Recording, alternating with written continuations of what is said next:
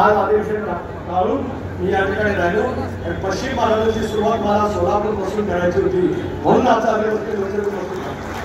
उद्याच्या भविष्याच्या काळामध्ये सुद्धा राष्ट्रवादी काँग्रेस पक्षाचा व्हॉलेंटियरला कसा बनू शकेल प्रयत्नपूर्वक काम तुम्हाला मला त्या ठिकाणी करावं.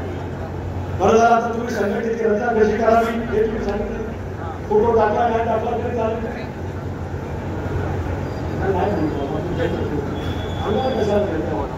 माझ्या जागेवर बसताना दिसू नका. मान रखो कमी कमी भेटो भेटो आता बसून अरे मी देतो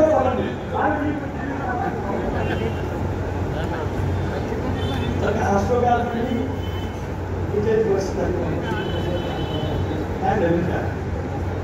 पण एका तरुण कार्यकर्त्याला संधी देण्याच्या नंतर तो संघटनेमध्ये कशामध्ये बदल करू शकतो त्याचं चित्र आजचा कार्यक्रम आहे हे सुद्धा या ठिकाणी. राजकारणामध्ये मी आज 25 वर्ष आमदार राहिलो, 15 वर्ष मंत्री राहिलो.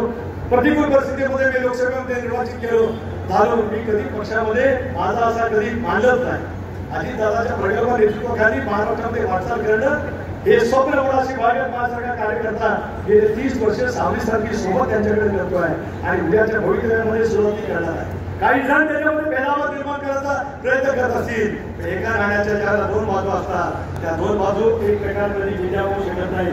तसं माझा आम्ही जागा अतून असं राहत आहे आणि त्याच्यातूनच पक्षाला बळकटीच्या कामाला कशी चालना देता येईल याचा प्रयत्न आम्ही निश्चितपणे करत असताना संघटनेची बांधणी खात बसून आहे.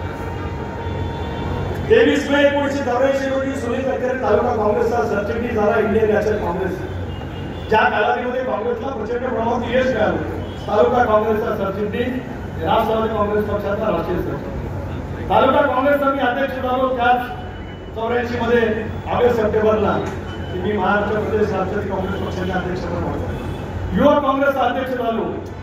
त्याच कालावधीमध्ये 92 मध्ये मी रायगड जिल्हा युवा काँग्रेसचा अध्यक्ष. मी काय सांगतोय माझ्या मोठ्या अभिमानासाठी सांगत नाही. संघटनेमधल्या तळागाळामध्ये काम करणाऱ्या कार्यकर्त्यांच्या भावना काय तुम्ही समजून घेतली.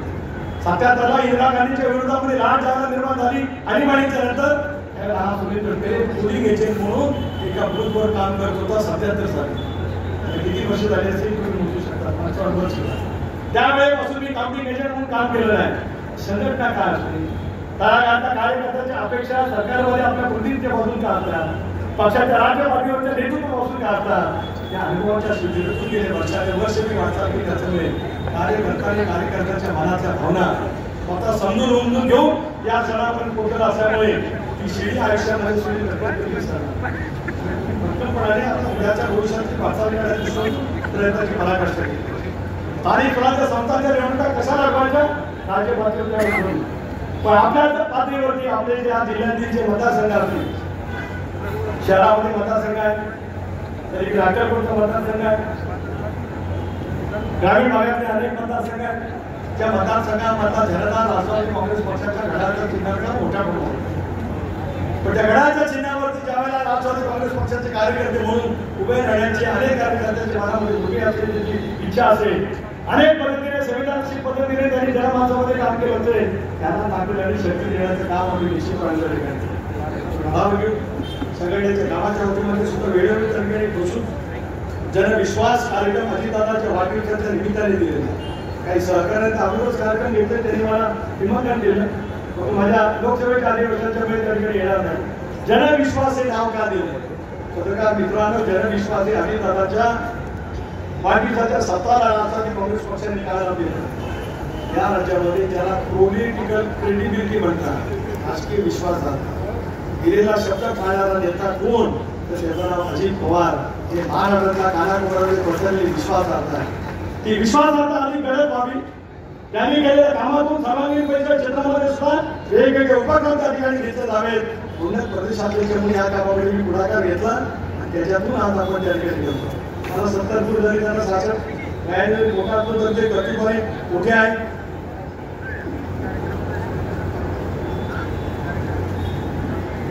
ते सर्व काही काढण्याचा प्रयत्न पुढच्या कालावधीमध्ये नक्कीच त्या ठिकाणी होईल आणि म्हणूनच पक्ष आणि पक्षाची सामोरीमध्ये काम करणे आपल्या सर्वांची जबाबदारी त्या ठिकाणी आहे. त्यापुढे आपण सर्वांनी म्हणून पक्ष म्हणून काम करूया. संजय मामांना तर मी त्याला विनंती करत होतो माझा ऐकलं असतं ते जर आमदार समोर मी विनंती करून घड्याळ जिल्ह्याच्या आता तुम्हाला सांगतो घड्याशी घोडा तुमचं भवितव्य नक्कीच उज्ज्वल असेल याच्यात माझ्या मनामध्ये काय शंका नाही. त्यापेक्षा अध्यक्ष म्हणून काम केले, विधिमंडळामध्ये अपक्ष आमदार म्हणून काम केले, आपल्या भागांचे प्रश्न सोडवण्यासाठी काय पद्धतीने दादांच्याकडे तुम्ही पाठपुरावा करत आलात हे सुद्धा मी आणलं. पाण्यामध्ये सुद्धा आम्ही तुम्हाला सांगत होतो पण काय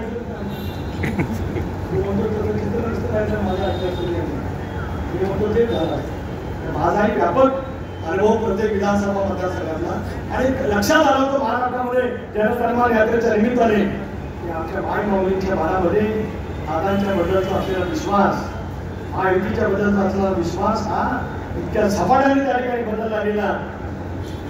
जसे 38 जागांच्या वरती अभूतपूर्व असं यश महायुतीला त्या ठिकाणी म्हणून ती वाटचाल घेऊन कार्यकर्त्यांच्या पाठीमागे ताकद आणि शक्ती उभी करण्याची जबाबदारी पुढच्या काळात थोडीशी काही आहे. प्रसंग घडण्याच्या मुळेच मला मुंबईहून दिल्लीला त्या ठिकाणी जायचं त्याला याचा काही संबंध नाही झालं. पण तुम्ही सांगितल्याप्रमाणे दादाला मी सांगेन ते खरं आहे की प्रत्येक तालुक्यामध्ये गेले तर राज्यभरामध्ये त्यांच्यासाठी मागणी आजही खूप आहे. प्रशासकीय काम, वित्त आणि नियोजन खात्याची जबाबदारी त्याच्याबद्दल अनेक वेळा कळत काही कारण असताना त्यांच्यावरती होणारी टीका टिप्पणी ते आर्थिक शिस्तीचे भोगते आहे. सरकार चालवलंच पाहिजे, जनतेसाठी योजना दिला गेला पाहिजे, पण समग्र लोकप्रियतेच्या घोषणा करण्यासाठी अजितदादा कधी प्रसिद्ध नाही. काटेकोरपणाने राज्य सरकार सुस्थिती ठेवत लोकांच्या कल्याणकारासाठी शेतकरी असेल, युवक असेल, महिला असेल, समाजाचा शोषित वर्ग असेल या प्रत्येकासाठी सर्वांगीण योजना देण्याचं काम त्यांनी अर्थमंत्रालयाच्या माध्यमातून वेळोवेळी त्या ठिकाणी केलेलं आहे. त्या कामाला आता गती आपल्याला द्यायची, दाखवून द्यायचं आहे की ज्याला स्थानिक स्वराज्य संस्थांचे निकाल आले येतील त्याला घड्याच्या चिन्हावरती निवडून आलेल्या सदस्यांची संख्या राज्यभरामध्ये लक्षणीय पद्धतीने त्या ठिकाणी ठरली. अभिमान वाटतोय की 59 जागांवरती आम्ही लढलो, 41 जागांच्या वरती या त्या ठिकाणी मिळालं. 72% स्थायिक रेटने राष्ट्रवादी काँग्रेस पक्षाने निवडणूक केली. नाहीतर लोकसभेच्या घालून पराजयाच्या नंतर म्हटलं गेलं की आता अजितदादांचं नेतृत्व संपलं. बारामतीमध्ये आम्ही 48,000च्या पिछाडीवरती राहिलो, आता काय उरलं नाही. हे नेतृत्व आता पुढच्या कालावधीमध्ये काम करणार नाही. माझ्यासारख्या कार्यकर्त्याला विश्वास होता की अजितदादांची कर्तव्यारी काय, जनमानसामध्ये त्यांच्याबद्दलची प्रतिमा काय. प्रत्येक निवडणूक वेगवेगळे राजकीय समीकरण घेऊन येत असते. लोकसभेची निवडणूक समीकरण घेऊन आली, कुठं न्याय घेऊ घटना बदलली जाईल. शेवटपर्यंत आम्हाला तिन्ही मावळतीच्या सूर्याला साक्ष ठेवून सांगतोय की चंद्र सूर्य तारे असे पडते या देशातील घटना अबाधित राहील. ते बदलण्याचं काम कधी कोणाला करता येऊ शकणार. महिलांच्यासाठी दिलेली मुख्यमंत्री लाडकी योजना ही चालू राहीलच, उलट त्याच्यामध्ये वाढ कसा करता येईल त्याचा प्रयत्न सरकारच्या माध्यमातून पुढच्या काळामध्ये केला जाईल. शेतकऱ्यांच्या कर्जमाफी वतीमध्ये आमच्या जाहीरनाम्यामध्ये आम्ही जे बोललेलो आहोत त्याचं पालन करण्यासाठी उत्पन्नाचा स्रोत, स्थूल उत्पन्न आणि मग सरकारने करायची जबाबदारी या साऱ्या गोष्टीची सांगड झालं. मुख्यमंत्री देवेंद्रजी असतील, अजितदादा असतील, एकनाथ असतील, हे सरकार त्या पद्धतीने निश्चितपणे तरी सुद्धा आपण आणि आपल्या नेतृत्व आणि आपलं पक्ष संघटन हे पुढच्या कालावधीमध्ये अधिक मजबूतीने त्या ठिकाणी उभं करावं हीच विनंती आजच्या या कार्यक्रमाच्या निमित्ताने या ठिकाणी करतो. दादांनी संपर्क मंत्रीपद ज्यावेळेला मी यादी करायला बसलो होतो त्याला त्यांनी मला सांगितलं की पुण्याचा पालकमंत्री, बीडचा पालकमंत्री होणार आहे, पण संपर्क मंत्री म्हणून माझ्यावरती जबाबदारी टाकायची असेल तर ती सोलापूरची टाक असं मला दादांनी स्वतःवरून सांगितलं. त्याचं कारण या जिल्ह्याच्या बद्दलचं आजचा प्रचार त्याला पूर्णपणाने माहिती. हेलिकॉप्टरने फिरताना अक्षांश रेखावरती सांगतात आणि तुम्ही काय कोणाचं घर आहे सांगतात, तसे जनतेच्या मनातले अक्षर रेखांश सुधारणारा अजित पवारांसारखा नेता आज आपला राष्ट्रीय अध्यक्ष आहे. त्याचा सर्वकष अभिमान मानत केवळ शाब्दिक अर्थाने नव्हे तर ते लौकिक अर्थाने जनमानसामध्ये अधिक प्रभावीपणे करण्यासाठी आपण सर्व धर्म सज्ज होऊया एवढं त्याच्या कार्यक्रमाच्या प्रसंगी या ठिकाणी सांगतो. आणि कार्यक्रमामध्ये जिल्ह्याचे असेल, तालुक्याचे असेल, सर्वांना विश्वासात घेऊन तयार करा, मुंबईला घेऊन या. ज्या क्षणाला भेटा त्यावेळेला गाडीवरना नजर टाकेल, तुमच्याची इंटरव्ह्यू करेल, नेत्याला आपण बोलू, त्या क्षणाला त्याची मान्यता देईल.